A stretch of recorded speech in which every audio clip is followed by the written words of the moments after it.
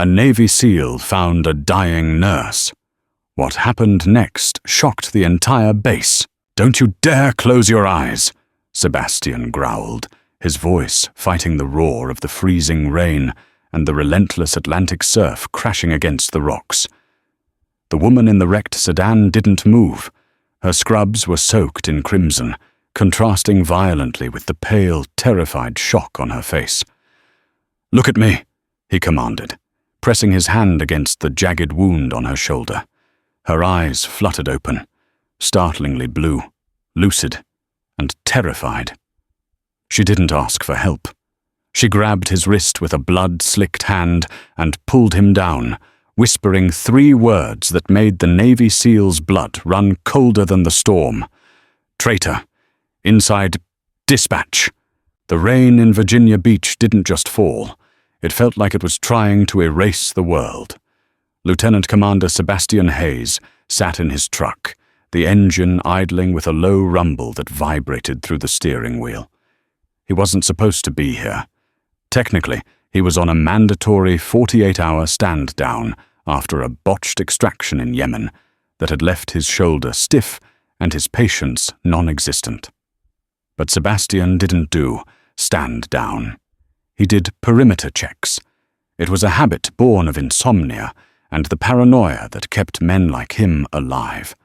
He wiped the condensation from the window.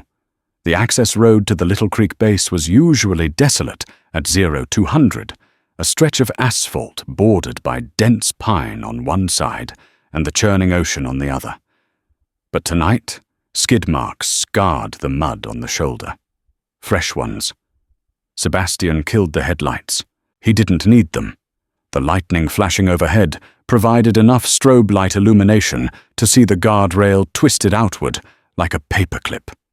He grabbed his med kit and the flashlight from the glove box, stepping out into the deluge. The wind hit him like a physical blow. He moved down the embankment, his boots sliding in the slurry of mud and pine needles. The car was a silver sedan, nose down in the ditch, half submerged in the rising, brackish water. "Driver! Sound off!" Sebastian yelled, sliding down the last few feet. No answer. He reached the driver's side. The window was shattered. Inside, the airbag had deployed, but deflated. Slumped over the center console was a woman. She was wearing blue medical scrubs, the kind worn by the nurses at the base hospital. But over them, she wore a dark, oversized tactical jacket that didn't fit. Sebastian ripped the door open. The metal groaned in protest. He checked for a pulse at her neck. Thready. Fast. "Ma'am, I'm Lieutenant Commander Hayes. Can you hear me?" She groaned, shifting. That was when he saw it. The blood wasn't coming from the crash. The amount of blood pooling on the floor mat was inconsistent with the impact. He played the flashlight beam over her torso. 2 distinct holes in the tactical jacket. Small caliber. Professional grouping. She had been shot while driving. Sebastian's training kicked in, overriding the shock. He pulled his knife, cutting the seatbelt. As he moved to lift her, her eyes snapped open. "Don't go back," she rasped, her hand clutching his forearm with surprising strength. "I've got you," Sebastian said, his voice steady, anchoring her. "We're going to the base. The hospital is 2 miles out." "No!"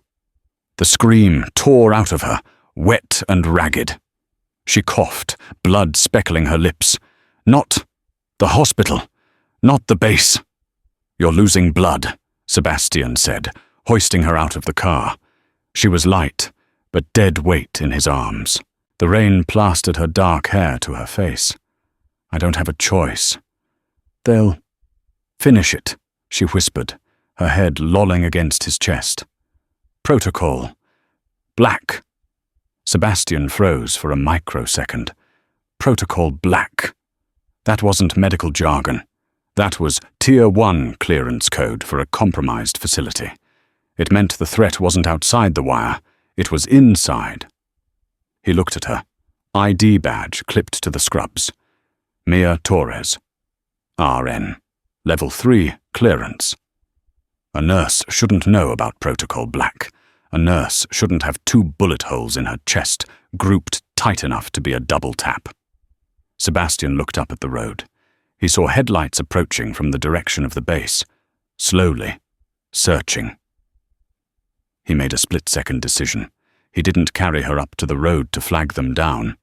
Instead, he moved deeper into the tree line, shielding her body with his, sliding into the darkness just as a black SUV rolled to a stop at the top of the embankment.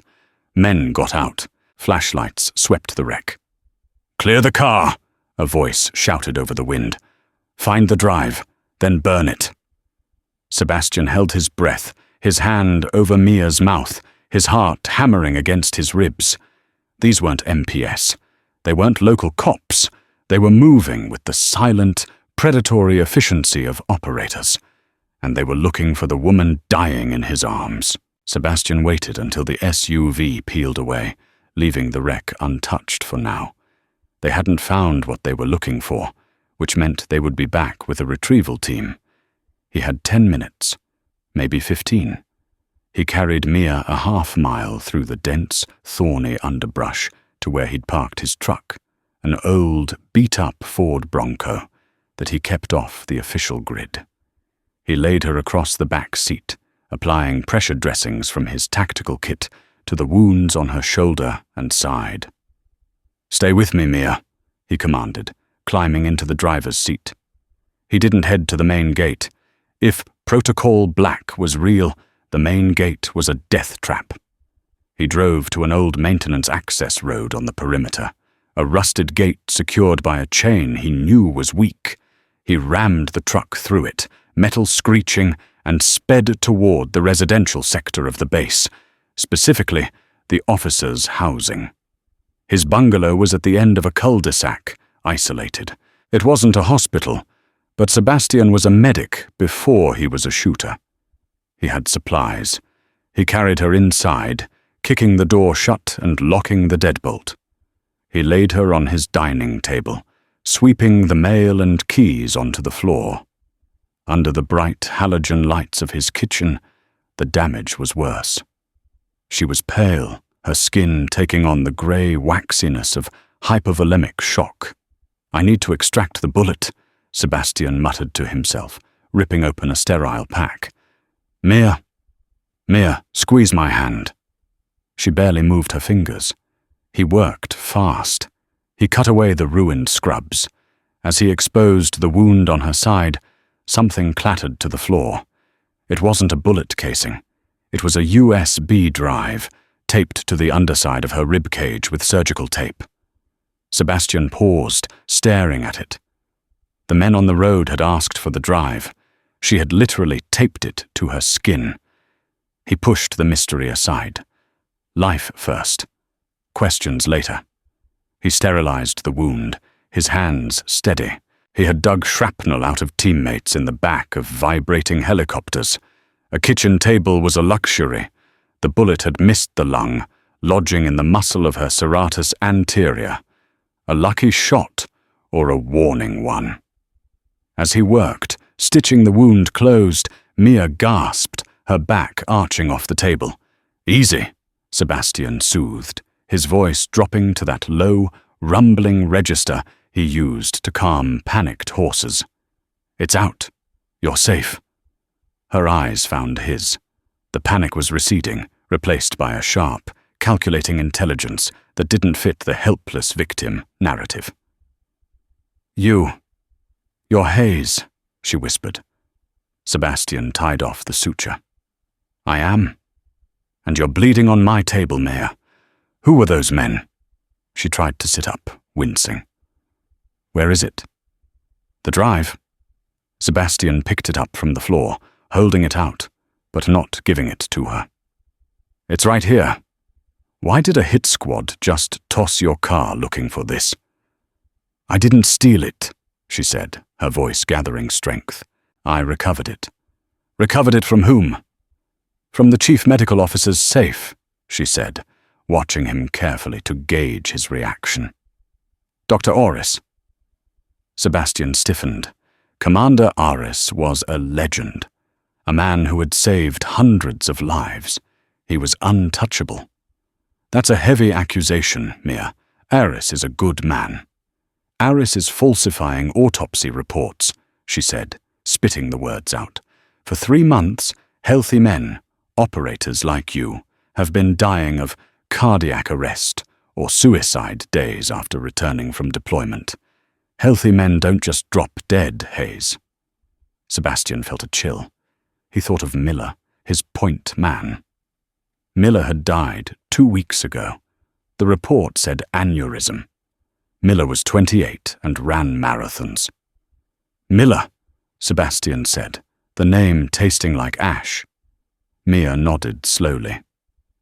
I was the attending nurse when they brought Miller in. He wasn't dead from an aneurysm. He was poisoned.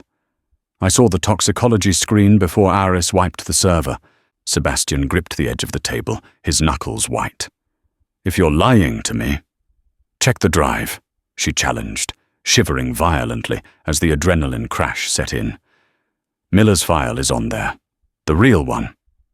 Suddenly, headlights swept across the front window. Tires crunched on the gravel driveway. Sebastian killed the kitchen lights instantly, plunging them into darkness. He moved to the window, peering through the blinds. A military police cruiser. But not just any cruiser.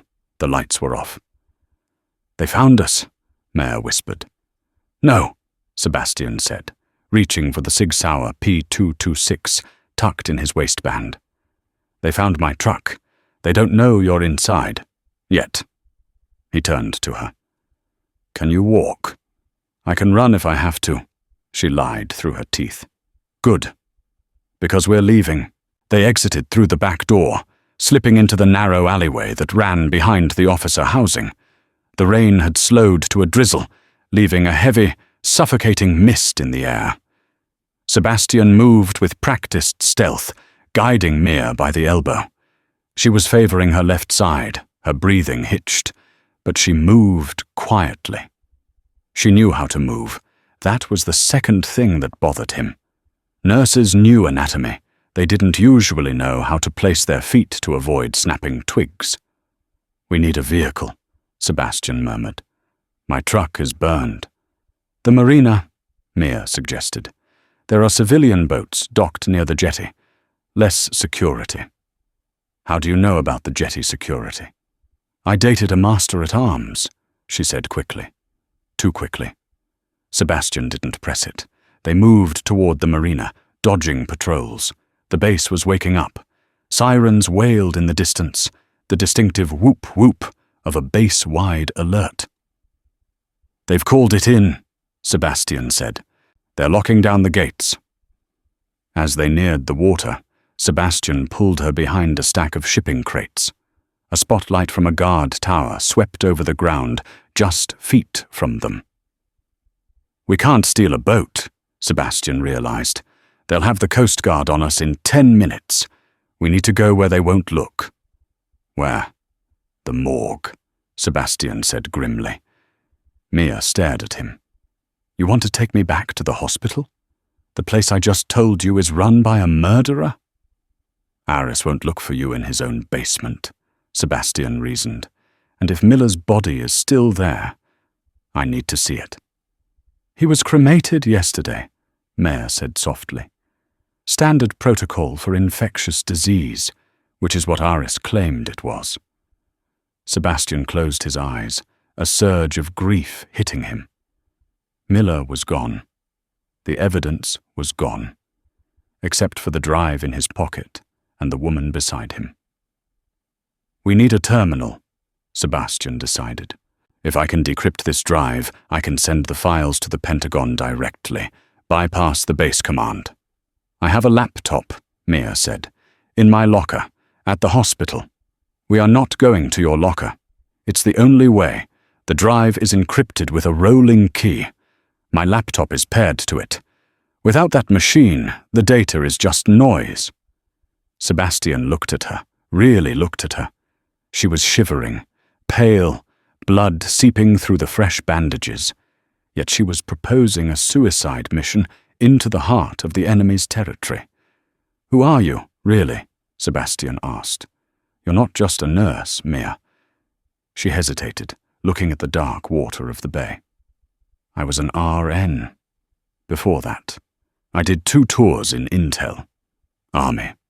I got out, wanted to save lives instead of ending them. She looked up at him, her eyes fierce. Guess I'm not done with the war yet. Sebastian nodded. Respect. Okay, we go to the hospital, but we do it my way. They moved out, backtracking toward the medical center. It was a massive concrete structure, glowing like a beacon in the night. Getting in was the easy part. Sebastian knew the HVAC access points from a security audit he'd done a year ago. They shimmied through a maintenance grate, dropping into the linen closet on the 3rd floor. The hospital was quiet, the hum of machinery the only sound. They moved down the hallway, the fluorescent lights stinging Sebastian's eyes. Locker room is down the east wing, Mia whispered, pointing. They turned the corner and froze. Standing at the end of the hall, flanked by 2 armed MPs, was Commander Aris. He was a tall man, silver-haired, radiating authority. He was talking on a cell phone, his back to them. She didn't die in the crash. The body wasn't in the car. Find her. If she talks, the entire operation collapses. I don't care if she's wounded. Put a bullet in her head and burn the remains. Sebastian pulled Mia back around the corner, his heart hammering. It was confirmed. The chief medical officer was ordering a hit on a civilian. But then Aris said something else. And find Hayes. He was logged at the gate perimeter. If he has her, kill him too. Sebastian looked at Mia. They were both targets now. There was no going back. Change of plans, Sebastian whispered, his lips brushing her ear. We're not getting your laptop. We're taking Aris. Mia's eyes widened. You're going to kidnap a commander? No. Sebastian checked the chamber of his pistol. I'm going to interrogate a traitor. Before they could move, the elevator doors behind them chimed. They spun around. The doors slid open. Inside wasn't an MP. It wasn't a doctor.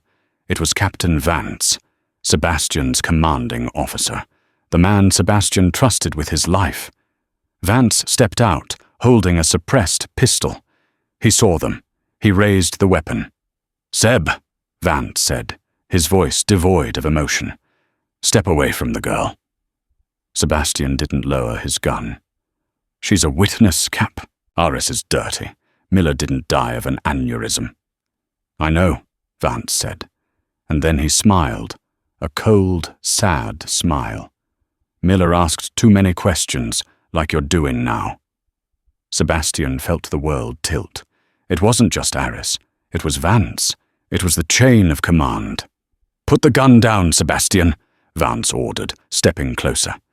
Give me the drive, and you walk away. You get a transfer. Hawaii. Nice and quiet. Sebastian looked at Vance, then at Mia.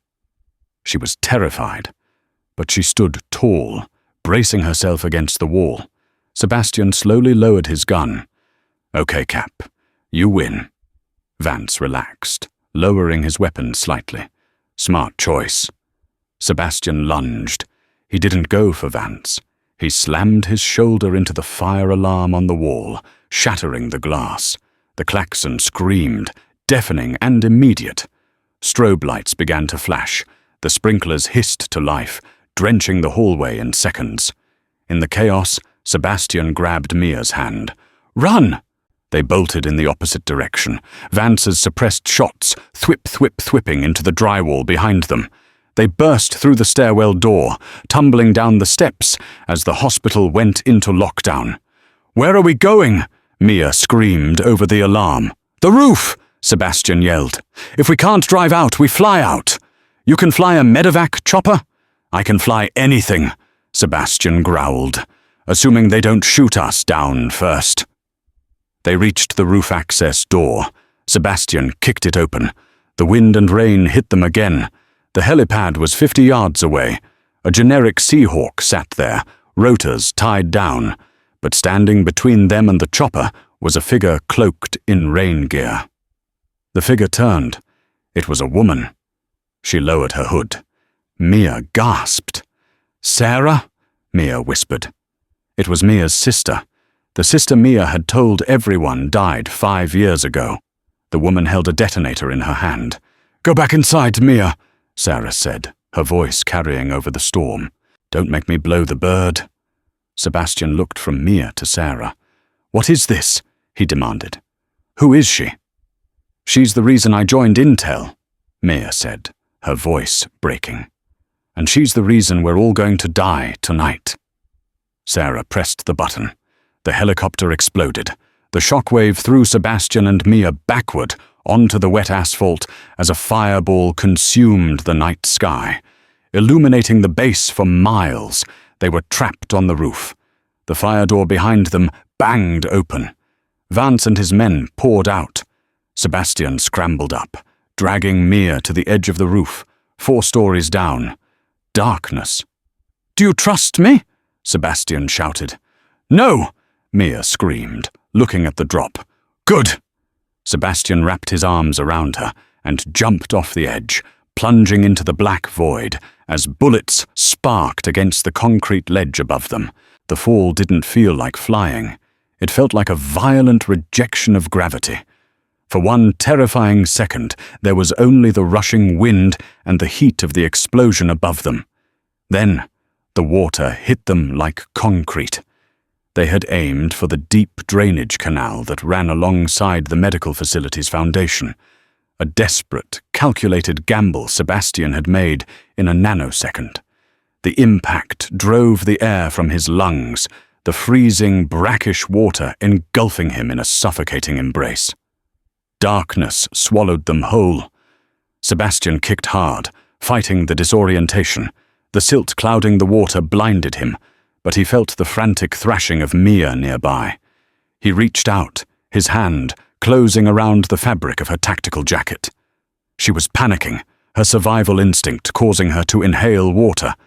He yanked her toward him, kicking upward until his head broke the surface. They gasped, the air tasting of smoke and ozone. Above them, the roof of the hospital was an inferno, the wreckage of the helicopter burning bright orange against the storm clouds. Debris rained down, hissing chunks of metal hitting the water around them. "Quiet," Sebastian hissed, clamping a hand over Mia's mouth as she started to cough. Searchlights from the roof were already sweeping at the canal. Beams of light sliced through the rain, hunting. "They'll have thermal drones up in 5 minutes," Sebastian whispered into her ear, treading water. "We have to move now." He didn't wait for an answer.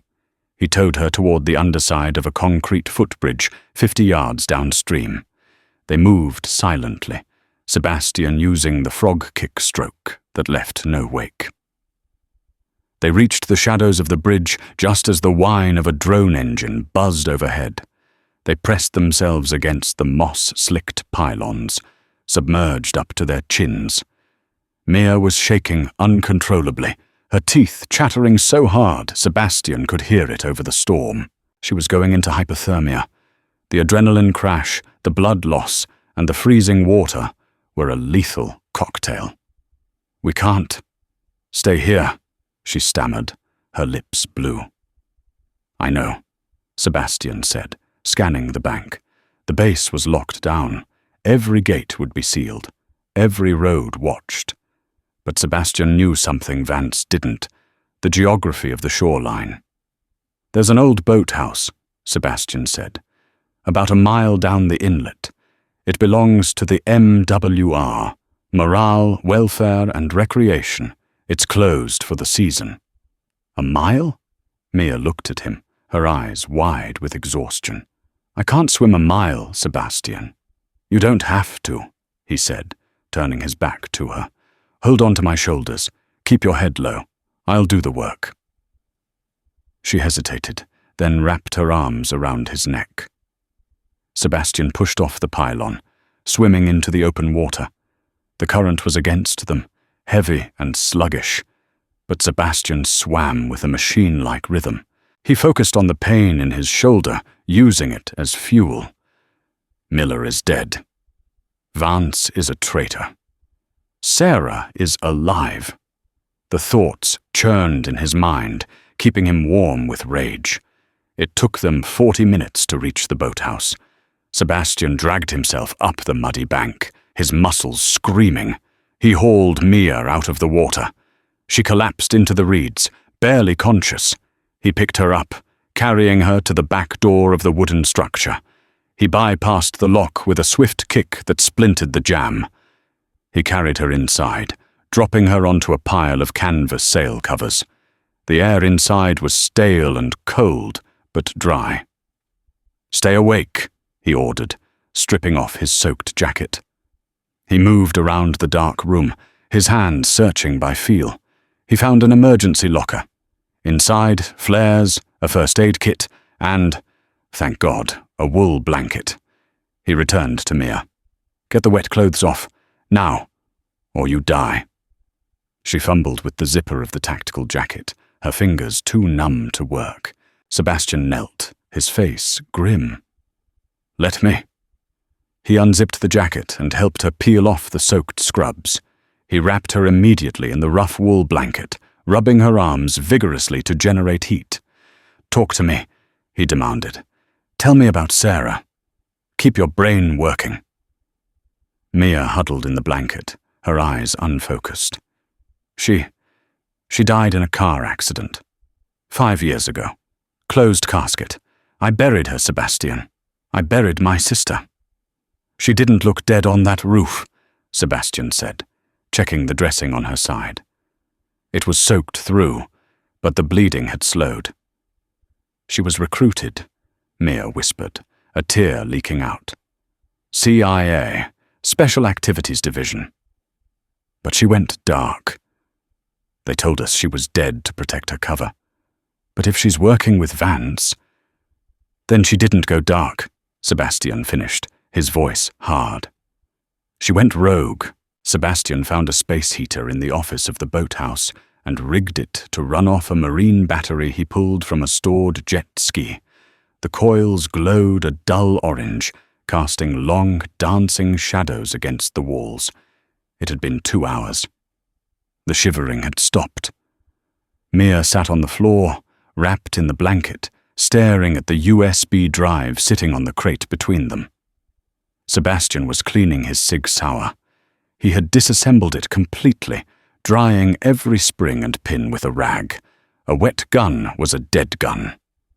"Vance isn't working alone," Sebastian said, snapping the slide back onto the frame. "The way he moved, the resources he has. He's not just a captain, he's a handler." "Handler for who?" "For a private military contractor," Sebastian guessed. "That's the only group that uses that specific encryption on the drive. I've seen it before in Syria, a group called Chimera." Mia looked up. "Chimera? I thought they were a myth. A ghost story intel guys tell each other. They're real. They recruit from Tier 1 units. They pay 10 times the salary and offer 0 rules. If Vance is Chimera, he's selling active duty operators to them. Or he's killing the ones who won't join," Mia realized with a jolt. Sebastian nodded. "Miller. He was incorruptible. If they approached him and he said no." "They poisoned him," Mia finished, "and Eris covered it up." "And your sister is the cleaner," Sebastian said brutally. He didn't want to hurt her, but she needed to understand the enemy. "She blew that chopper to destroy the evidence, Mia, or to kill us. Probably both." "She hesitated," Mia argued, her voice rising. "She saw me. She waited until we were clear of the blast radius before she detonated. She saved me, Sebastian.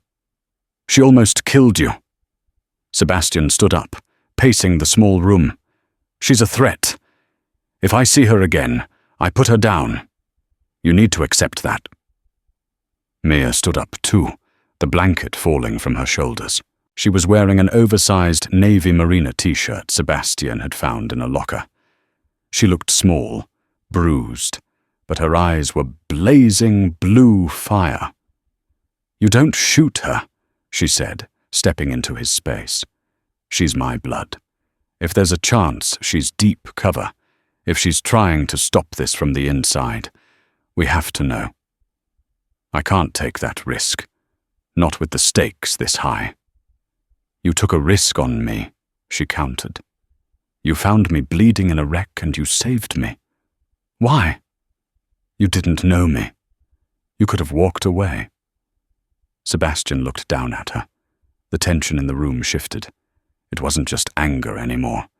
It was the raw, electric proximity of two people who had cheated death twice in one night. "I don't walk away," Sebastian said softly. He reached out, brushing a damp strand of hair from her forehead. His fingers lingered on her cheek. For a moment, the war outside didn't exist. There was just the hum of the heater and the smell of rain. Mia leaned into his touch, her eyes searching his. "We're in this together, Hayes. You and me. Don't make me your enemy." "I couldn't if I tried," he admitted. A heavy thud against the boathouse door shattered the moment. Sebastian spun, raising his weapon. Mia dove behind the desk. "Hayes!" a voice called out from the darkness outside. It wasn't Vance. It was a woman's voice, distorted. "I know you're in there. Open the door or I burn it down with you inside." Sebastian signaled Mia to stay down. He moved to the side of the door. "Identify." "It's the ghost," the voice replied. "Open the door, Sebastian, before Vance's hit team gets here. You have 3 minutes." Sebastian looked at Mia. She nodded, terrified but certain. He unlocked the door and kicked it open, gun leveled at the figure standing in the rain. It was Sarah. She wasn't wearing rain gear anymore. She was in full tactical kit, black body armor, drop-leg holster, night vision goggles resting on her helmet, but her hands were empty. They were raised in surrender. "Let me in," Sarah said, rain dripping from her face. She looked exactly like Mia, but harder. Her eyes were void of the warmth Mia had. They were the eyes of a killer. "Give me one reason not to drop you," Sebastian growled. "Because I'm the one who sabotaged the helicopter," Sarah said calmly. "If I hadn't blown it, the pilot would have taken you to a black site in the Atlantic and dumped you in the ocean. I bought you time." Sebastian hesitated, then stepped back. Inside. Slowly. Sarah walked in. She looked at Mia. For a second, the mask cracked. Pain flashed across her face. "Hello, Mia," Sarah whispered. "You're dead," Mia said, her voice trembling. "I buried you." "You buried a Jane Doe from the morgue," Sarah said, stripping off her wet gloves. "It was necessary, to keep you safe." "Safe?" Mia laughed, a hysterical, broken sound. "I have 2 bullet holes in me, Sarah. I'm being hunted by my own government because of a flash drive I found." "The drive," Sarah said, turning to Sebastian. "Do you have it?" "It's safe," Sebastian said, not revealing the location. "Why do you want it?" "Because," Sarah said, reaching into her vest and pulling out a folded map. "Vance isn't just selling soldiers. He's building an army. That drive contains the location of the auction. It's happening tonight, at 0400. She spread the map on the crate. It was a blueprint of the base's subterranean fuel bunkers, decommissioned tunnels from WWII. "They're holding 12 operators down there," Sarah explained. "Men listed as KIA or MIA over the last 6 months. They're not dead. They're being conditioned, broken, turned into assets for Chimera." Sebastian felt sick. "Miller?" Sarah paused. She looked at Sebastian with genuine pity. "Miller didn't break. He fought back. That's why they killed him. He was an example." Sebastian felt a cold rage settle in his gut, heavier than anything he'd ever felt. It wasn't hot anymore. It was ice. "Where are the tunnels?" Sebastian asked. Sector 4, beneath the airfield, Sarah said. I can get us in, but getting out, that's on you. Us? Mia asked. You're coming. I'm done running, Mia, Sarah said, checking the magazine of her rifle. Vance put a kill order on you. That was his mistake. He crossed the line. Sebastian looked at the sisters. One a healer, one a killer. Both pushed to the edge. We need gear, Sebastian said, and we need a diversion. Sarah smiled, and it was the most terrifying thing Sebastian had seen all night. Oh, I brought a diversion. Why do you think the base fire alarm is still ringing? Getting to the airfield required moving through the heart of the beast. They stole a base maintenance truck, Sarah using her clearance codes, which miraculously still worked, to bypass the outer checkpoints. They parked near the fuel depot. The storm had intensified, turning the world into a chaotic blur of wind and water. It was perfect cover. Sarah led them to a rusted hatch hidden beneath a tarp behind a generator shed. Ventilation shaft, she said. Drops us right into the command center of the old bunker. Sebastian went first, sliding down the ladder into the darkness. The air smelled of old diesel and damp concrete. Maya followed, then Sarah. They moved through the tunnels, the silence oppressive. Sebastian took point, his movements fluid. He trusted Sarah about as far as he could throw a tank, but he trusted her hatred of Vance. How many hostiles? Sebastian whispered. 12 heavily armed guards, plus Vance, plus Aris, Sarah replied. They reached a heavy steel door. Sebastian peered through the clouded, reinforced glass. The room beyond was a cavernous concrete bunker. In the center, a makeshift command post was set up with monitors and servers. Around the perimeter, temporary holding cells were erected. Cages, really. Inside the cages were men. Sebastian recognized them. Rodriguez, Kowalski, Davies. Men he had served with. Men whose funerals he had attended. They looked gaunt, drugged, but alive. In the center of the room, Vance was pacing. Dr. Aris was typing at a terminal. The buyers are online, Aris said, his voice echoing in the bunker. Transferring the assets now. Good, Vance said. Load them onto the transport. We leave in 20 mics. Sebastian pulled back. We can't take them all head on, he whispered. We need to cut the power. I can do that, Sarah said. The breaker room is down the hall. I'll kill the lights. You extract the prisoners. What about me? Mia asked. Sebastian handed her his backup weapon, a small Glock 26 from his ankle holster. You guard the exit. If anyone comes through that door who isn't us, you shoot. Center mass. Don't hesitate. Mia took the gun, her hands shaking slightly, then steadying. She nodded. Go, Sebastian ordered. Sarah vanished into the shadows. Sebastian moved to the door, counting down the seconds. 3, 2, 1. The bunker plunged into absolute darkness. Sebastian kicked the door open and surged inside. He didn't need light. He had the layout memorized. He moved by instinct and sound. Contact front, Vance screamed. Muzzle flashes strobed in the dark, blinding and chaotic. Sebastian dropped low, double-tapping the first shadow that raised a weapon. The guard crumpled. Sebastian moved to the cages. He shot the lock off the first one. Rodriguez! Wake up! It's Hayes! The prisoner groaned, looking up. Seb! Grab a weapon! Sebastian yelled, tossing the guard's rifle to him. We're leaving! The room was a kill box. Bullets sparked off the concrete walls. Sebastian moved to the next cage, then the next. The prisoners, fueled by adrenaline and training, joined the fight. It was a jailbreak, chaotic and violent. Suddenly, the emergency lights kicked on, bathing the room in a sickly red glow. Vance was standing on the upper gantry, a submachine gun in his hand. He looked down, spotting Sebastian. You just don't know when to die, do you, Hayes? Vance yelled. He aimed at Sebastian, but before he could pull the trigger, A shot rang out from the far side of the room. Vance jerked, his weapon clattering to the floor. He grabbed his shoulder, staggering back. Sarah stood in the doorway of the breaker room, her rifle smoking. She had missed the kill shot, but she had bought Sebastian time. "Go!" Sarah screamed at Sebastian.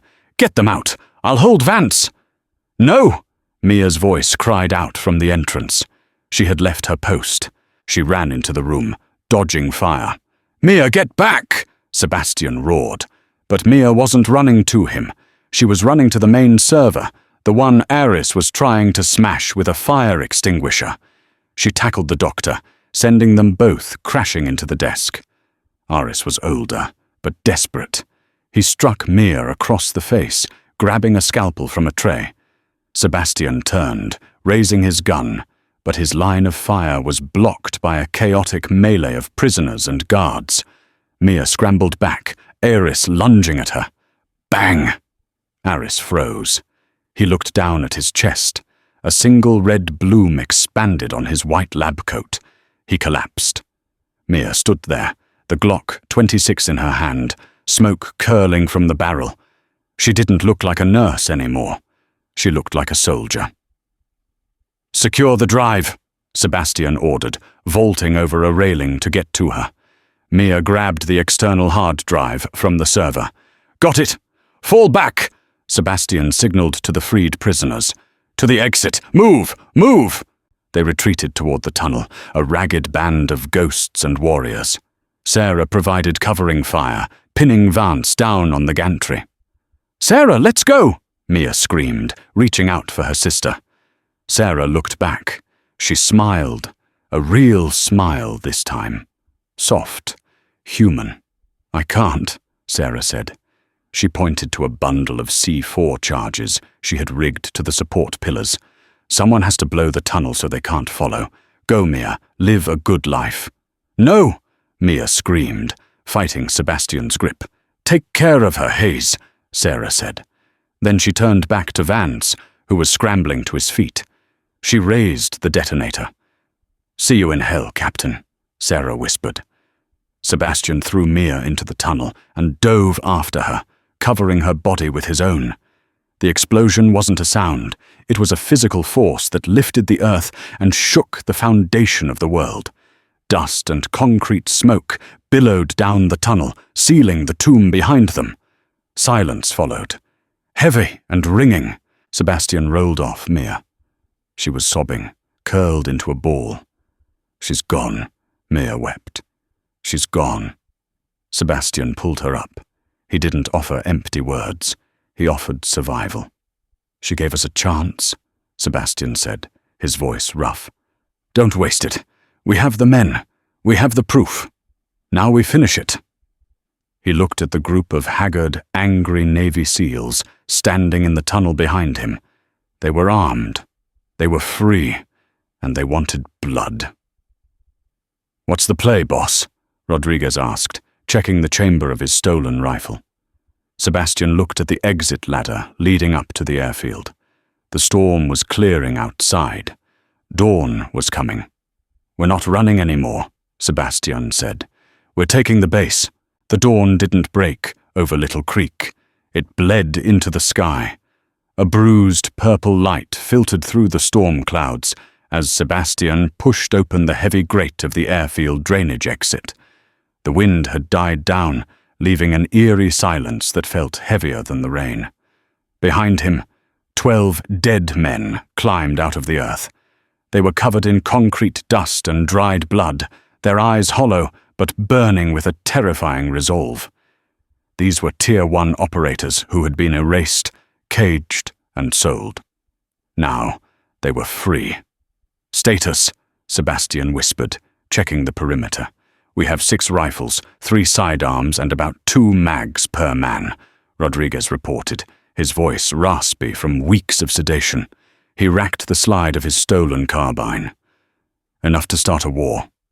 "We don't need a war," Sebastian said, looking toward the center of the base where the massive lattice of the communications tower pierced the skyline. "We need a broadcast." Mia pulled herself up last, clutching the drive against her chest. She looked at the airfield. 2 transport planes sat idling on the runway. The birds meant to take the prisoners to their buyers. "They're still prepping for takeoff," Maya noted. "They don't know the tunnel collapsed. They think we're buried." "That gives us the element of surprise," Sebastian said. "But not for long. Once they realize the cargo isn't coming, they'll lock this base down so tight air molecules won't get out." He turned to the squad. "Listen up. We are ghosts. According to the Navy, we died in Yemen, Syria, and Afghanistan. That means we have no rules of engagement. Our objective is the comms tower. We secure the uplink, we broadcast the contents of this drive to the Pentagon, the press, and the White House. We burn Chimera to the ground." "What about the MPs?" Kowalski asked. "The base security?" "We don't engage friendlies unless they engage us," Sebastian ordered. "Most of them don't know.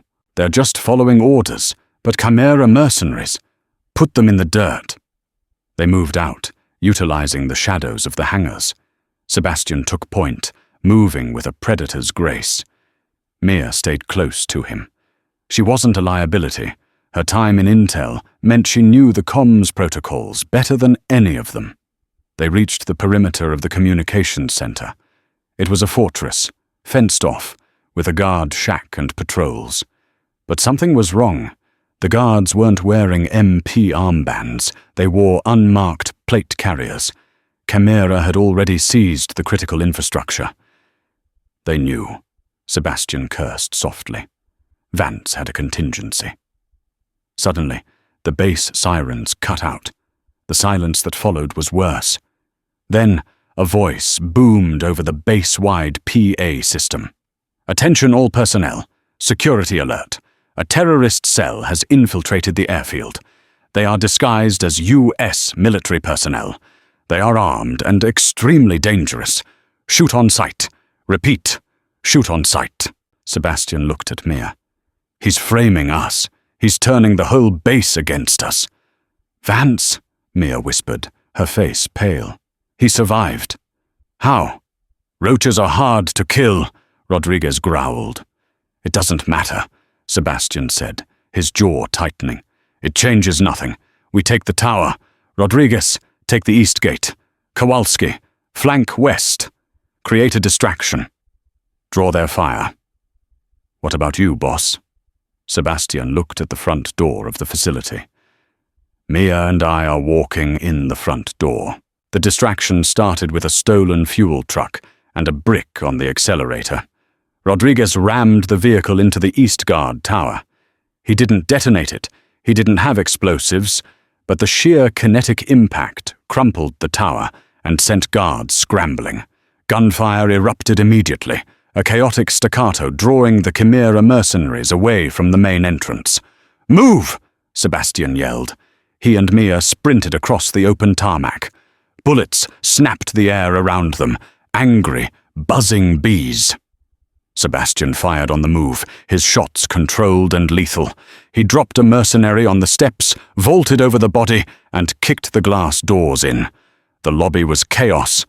2 mercs behind the reception desk fumbled for their weapons. Sebastian didn't slow down. Double tap. Double tap. They hit the floor. "Stairs!" Sebastian commanded, shoving Mia toward the stairwell. "Elevators are death traps." They pounded up the stairs, lungs burning. The server room was on the 5th floor. "Vance will be in the control room at the top," Mia panted, gripping the handrail. "He'll try to jam the signal manually if the remote link fails." They burst onto the 5th floor. The hallway was lined with server racks behind glass walls. At the far end was the main uplink terminal. Standing between them and the terminal were 3 men. Heavily armored. Professionals. Sebastian didn't hesitate. "Get to the console." He shoved Mia forward and threw himself into the line of fire. He took a round to his vest, a sledgehammer blow to the chest that knocked the wind out of him, but he stayed upright. He returned fire, his aim true. 1 merc went down. The other 2 rushed him. Sebastian's rifle clicked empty. He transitioned to his pistol, dropping one, but the last mercenary, a giant of a man, slammed into him. They crashed through the glass wall of a server room. Sebastian lost his gun. The mercenary pulled a combat knife. Mia reached the console. Her fingers flew across the keyboard. "Access denied!" she screamed. "They've encrypted the uplink." "Bypass it!" Sebastian roared, blocking a knife thrust that would have gutted him. He delivered a brutal knee to the mercenary's midsection, then a headbutt that cracked his own nose. "I need a key," Mia yelled. "It's biometric." Sebastian swept the merce's legs, drove his elbow into the man's throat, and grabbed the fallen knife. He finished the fight. Breathing hard, blood streaming from his nose, Sebastian scrambled to the dead mercenary. He grabbed the man's hand. "Use him!" Sebastian shouted, dragging the heavy body toward the console. Mia grabbed the dead man's thumb and pressed it to the scanner. Access granted. "I'm in!" Mia yelled. She jammed the USB drive into the port. "Uploading the files. It's going to take 2 minutes." "We don't have 2 minutes," Sebastian said, looking at the security monitors. The elevator doors at the end of the hall were opening. Captain Vance stepped out. He was a ruin of a man. Half his face was burned, the skin raw and blistering from the tunnel explosion. His left arm hung uselessly at his side, but in his right hand he held a grenade launcher. Behind him were 4 more Chimera operatives. "You are a plague, Hayes," Vance rasped, his voice a wet, gurgling sound. "I kill you, and you just come back." "You should have checked the body cap," Sebastian said, stepping in front of Mia to shield her. "Just like you should have checked Miller's." "Miller was weak," Vance spat. "Soldiers are tools, Sebastian. Weapons. When a weapon breaks, you sell it for parts. I was building a future where we don't just rot in VA hospitals." "You were building a slaughterhouse," Sebastian said. Vance raised the launcher. "It ends now." "Mia, how long?" Sebastian asked, not taking his eyes off Vance. 90%. "Fire in the hole," Vance screamed, pulling the trigger. Sebastian didn't dive for cover. He dove for the fire suppression system on the wall. He pulled the manual release lever. Halon gas flooded the room instantly, a thick, white, suffocating fog. The grenade went wide, blowing out the windows and sending a shockwave through the floor, but the shrapnel was absorbed by the heavy server racks. In the blinding white fog, the shooting started. The room was a white void. The halon gas sucked the oxygen out of the air, making every breath a struggle. Sebastian moved by memory. He knew where the mercs were. He had counted their steps. He tackled the first shadow that moved. A brutal, silent struggle on the floor. Sebastian used his knife, efficient and grim. He rolled, coming up in a crouch. A muzzle flash illuminated the fog to his left. He fired at the flash. A body dropped. "Mia!" he choked out. "Status!" "Done!" Her voice came from the floor near the console. "It's sent. Pentagon, CNN, AP. Everyone has it. Then we leave." But as the fog began to drift out the broken windows, a shadow loomed over Sebastian. Vance! The captain didn't have the launcher anymore. He had a fire axe he'd ripped from the emergency case. He swung it with manic, hysterical strength. Sebastian dodged, the blade sparking against the concrete floor. Vance swung again, catching Sebastian in the ribs with the handle, sending him crashing into a server rack. Pain exploded in Sebastian's side. He fell, his vision swimming. Vance stood over him, the axe raised high. The burns on his face made him look like a demon. "Protocol Black," Vance whispered. "No witnesses." Sebastian looked up. He didn't have his gun. He didn't have his knife. But he wasn't alone. Crack. Vance stiffened. He dropped the axe. He looked down at his chest. Mia stood 10 feet away, holding Sebastian Sig Sauer with a 2-handed grip. She was shaking, tears streaming down her face, but her aim was perfect. "That was for Sarah," she sobbed. Vance fell to his knees. He looked at Mia, then at Sebastian. A strange look of relief crossed his ruined face. He toppled forward, dead before he hit the ground. Sebastian groaned, pulling himself up. He limped over to Mia. She dropped the gun, burying her face in her hands. He wrapped his arms around her, holding her tight as the adrenaline finally left her, leaving only the horror of what she had done. "It's over," he whispered into her hair. "You did it. It's over." Outside, the sound of gunfire had changed. The chaotic popping of small arms was replaced by the heavy, rhythmic thrum of rotors, not chimera choppers. Sebastian looked out the shattered window. Blackhawks, 4 of them. And on the ground, Humvees with the markings of the 82nd Airborne were smashing through the gates. "The cavalry," Sebastian said. The file hit the Pentagon. They sent the real deal. The Ghost Squad, Rodriguez, Kowalski, and the others, were emerging from the smoke below, hands raised, as the airborne troops surrounded the remaining Chimera mercs. It wasn't an arrest. It was a rescue. Sebastian looked at Mia. Her face was smeared with soot and tears, her scrubs ruined, her eyes haunted. But she was alive. "We need a medic," Sebastian said, managing a weak smile. "You know any good ones?" Mia looked at him, and a small, tired laugh escaped her lips. "I'm off duty, Hayes." "Make an exception?" She leaned her head on his uninjured shoulder. "For you?" "Maybe." The fallout was unprecedented. The Little Creek conspiracy dominated the news cycle for months. Courts-martial were convened, admirals were fired, and the private military firm Chimera was dismantled in a series of global raids. Sebastian and the survivors of the Ghost Squad were quietly reinstated, their records scrubbed, their deaths retracted. But they didn't go back to the teams. They had seen too much. 6 months later, on a quiet stretch of beach in the Outer Banks, Sebastian sat on the porch of a small, weathered house. The storm season was over. The ocean was calm. The screen door opened. Mia stepped out, holding 2 coffees. She wasn't wearing scrubs. She wore jeans and one of Sebastian's hoodies. She sat beside him, handing him a mug. They didn't talk about the base. They didn't talk about the night in the rain. They watched the sunrise, the colors vibrant and promising. "You okay?" Sebastian asked, taking her hand. Mia looked at the horizon, then at the small silver locket she now wore. Sarah's photo inside. "I'm here," she said softly, squeezing his hand. "We made it." Sebastian looked at the woman who had saved his life, the nurse who had become a warrior. He realized the war was finally over.